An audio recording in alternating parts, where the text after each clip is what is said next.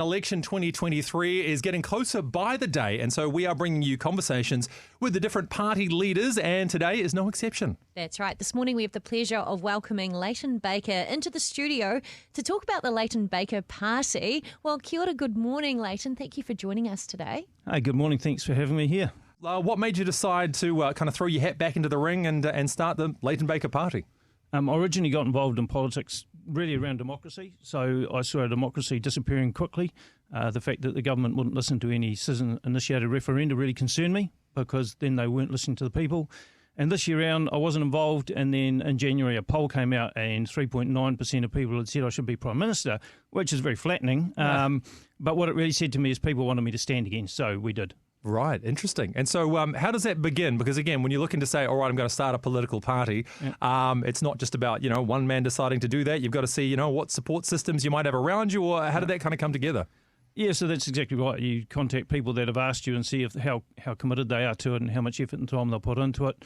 It's actually a long process. So, that happened in January and we only got registered maybe 5 or 6 weeks ago. So there's a lot that goes on to actually get across the line. So, and we called it the Leighton Baker Party simply because the biggest thing with getting a political party is actually your marketing. How do you get your name out there? And most mainstream media won't promote smaller parties. So the only thing we really had was the name. And obviously the name had been recognised. That's why it was in the poll. So that's the only asset we had. So that's why we used it. Well, let's talk about the Leighton Baker Party. How would you summarise what your party is all about and what differentiates your party from other minor parties? Well, we didn't actually want to start a party. The key thing for us, we wanted really good individuals to stand as independents in the area, because if our democracy's gone, it's gone because party politics has destroyed New Zealand. We got people standing in Parliament that do what their party say, not what the people ask them to do. And seeing as we're in what's meant to be a representative democracy, that's not right.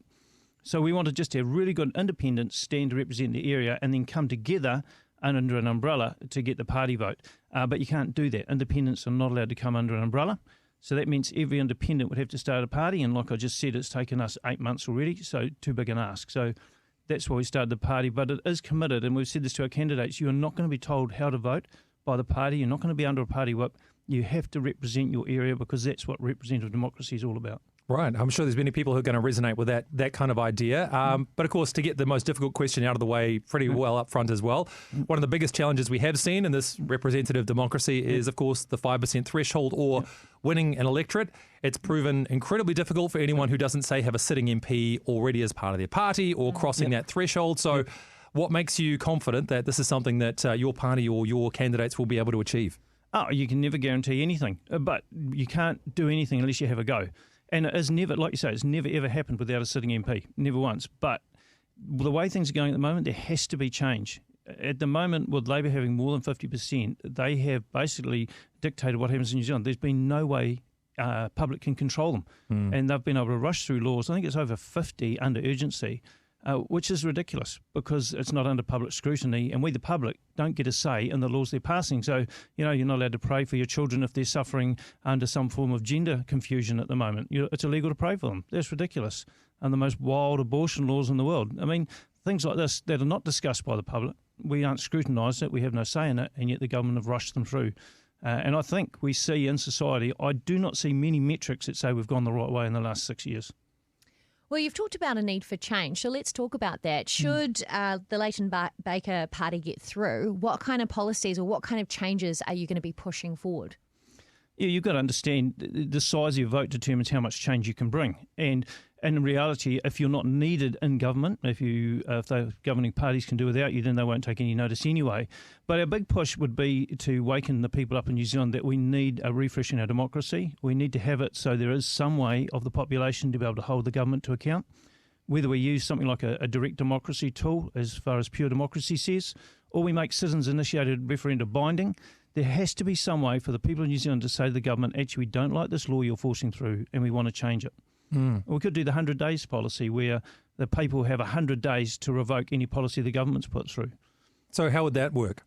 What happens is if the government pulls a policy through that the people don't want, they can get 40,000 signatures and then goes to referenda. And if the referenda says we don't like it, it's binding on the government.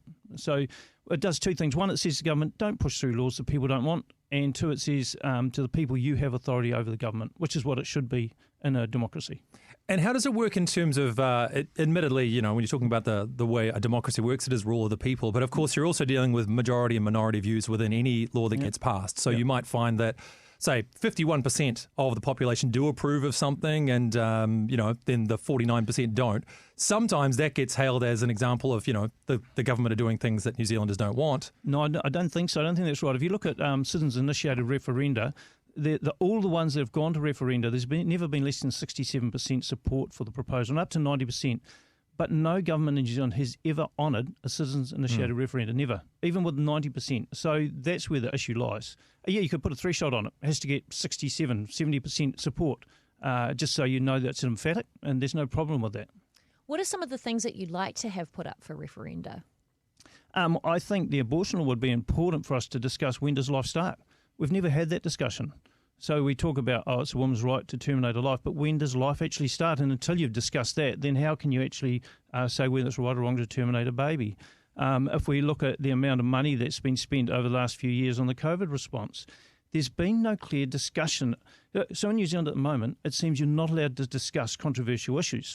So if you challenge the COVID response, you're an anti-vaxxer, even though all the people that have been harmed by the vaccine obviously got the vaccine, so they can't be anti-vaxxers because they got the vaccine. If you want to challenge climate change, you're a climate denier. Well, no, you just want to discuss and debate it. But have you ever seen an open forum where they have got scientists from both sides of the argument able to present the ideas clearly, without emotion, just say, this is what we're seeing? Because I'm looking at both sides and going, there is really good arguments and we should be able to debate and discuss. I've been called a white supremacist. When I was a leader of New Conservative, I had our 2IC was an island guy. We had an Asian lady in our top 5. We had an Indian lady in our top 5, and yet we were called white supremacists. So this is like how we're demonised by people to reduce your effectiveness to discuss things, and it shouldn't happen.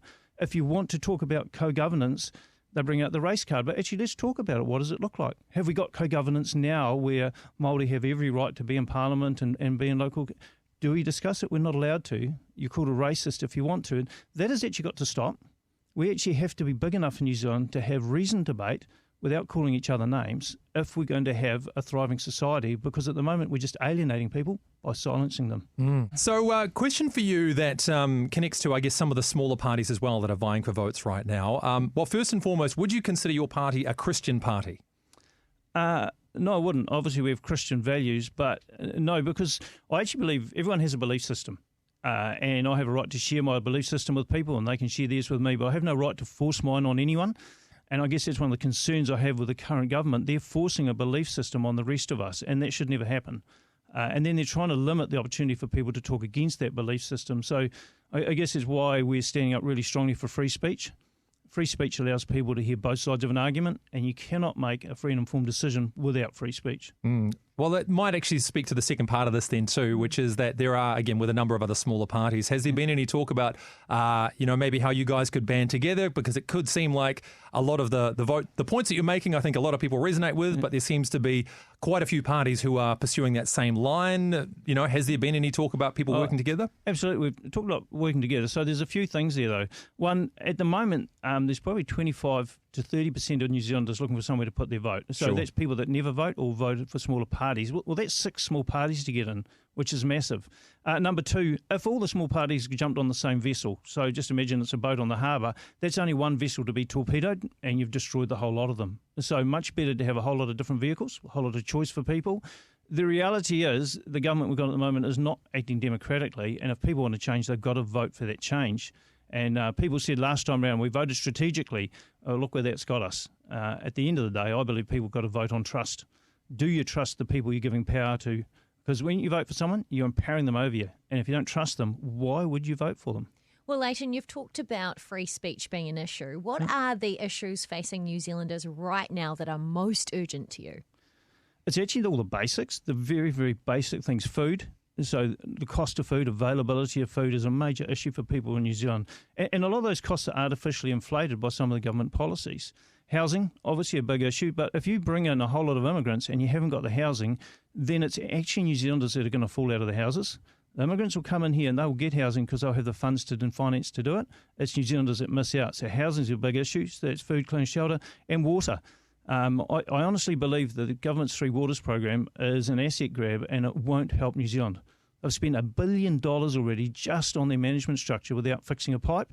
So if anyone believes that the government's waters reform is going to save money, they're dreaming. It's going to actually just indebt the nation. So those are really big issues that New Zealand's facing. And then the things coming up that we can see that are talked about in New Zealand and around the world are the central digital currency, which takes away your freedom to choose where you spend, and a social credit score, which is like they have in China. And people say it's conspiracy theory. No, these are all spoken about very openly around the world right now, and those are coming up, and they're a direct attack on your freedoms. Okay, so let's talk practically about some of those, maybe going back to the first point you raised around, say, the cost of groceries and cost of living like that. So how would you affect that? How would you help bring those prices down for Kiwis? So some of that is artificially inflated by our carbon tax system. So when you're paying tax for everything you do, so I don't know if people understand how that works, but basically instead of stopping pollution, you buy carbon credits to offset what you do. But that adds cost to everything we do, and there's no evidence it's going to change the environment of the world whatsoever.